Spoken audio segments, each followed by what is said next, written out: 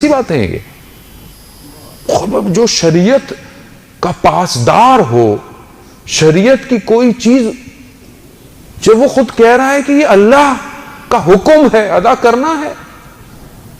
رسول خدا کے چہرے کا رنگ اڑ جاتا تھا جب اذان ہوتی تھی, زرد پڑ جاتا تھا. ان کی زوجہ کہتی ہیں کیوں؟ اللہ پکار رہا ہے. اور وہاں بیٹھے ہوئے کتنا نہیں نماز مسجد چلنے دو. اذان ہوتا اصل دونوں کا ٹکراؤ نہیں ہے, دونوں ایک ہی ہیں.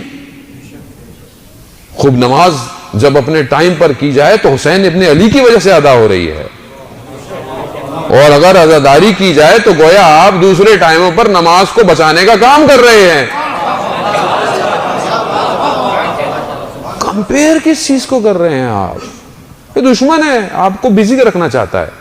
اور کیونکہ ہمارے پاس تو کوئی ٹائم تو اتنا زیادہ ہے کہ ہمارے پاس تو پڑھی لکھی تو باتیں ہیں نہیں, کتابیں ہم نے پڑھنی نہیں ہے, ٹیکنالوجی ہم نے لینی نہیں ہے, ترقی ہم نے کرنی نہیں ہے. نفس تو خواہشات کا غلام ہے, تو انہی باتوں کے مزے آتے ہیں ہم لوگوں کو, بھئی یہ لے لو, یہ لے لو, وہ لے لو. عزیزان باہر نکلیں, ان سے باہر نکلیں. امام اتنا کچھ دینا چاہ رہے تھے, ہم نے آج تک ائمہ کی روایت سے کچھ بھی نہیں لیا.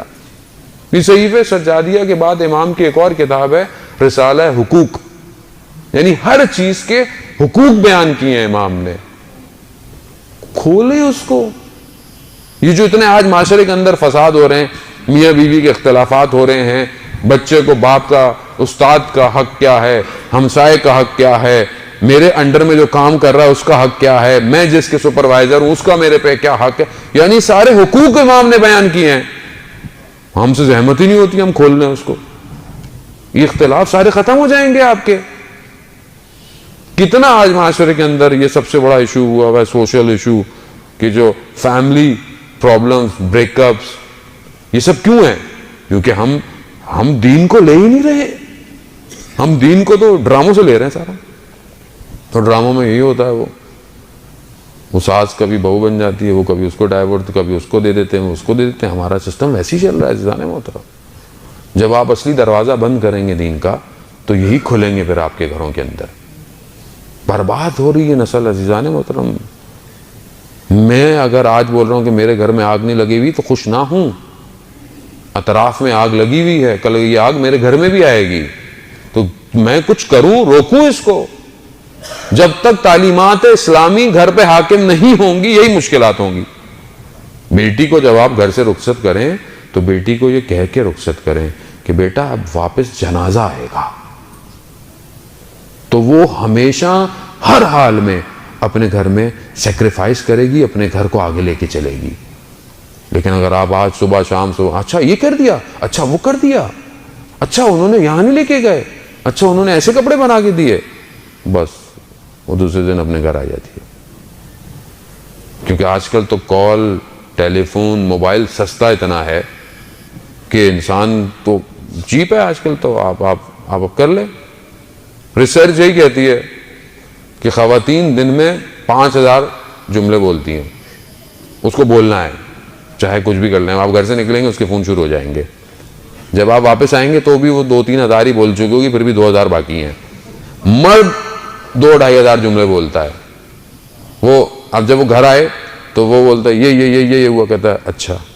پھر وہ 50-20 جملے اور بولتی, یہ نہیں ہوا, یہ نہیں ہوا, یہ نہیں لائے, وہ نہیں لائے, یہ نہیں کیا, وہ نہیں کیا, یہاں جانا تھا, وہاں جانا تھا.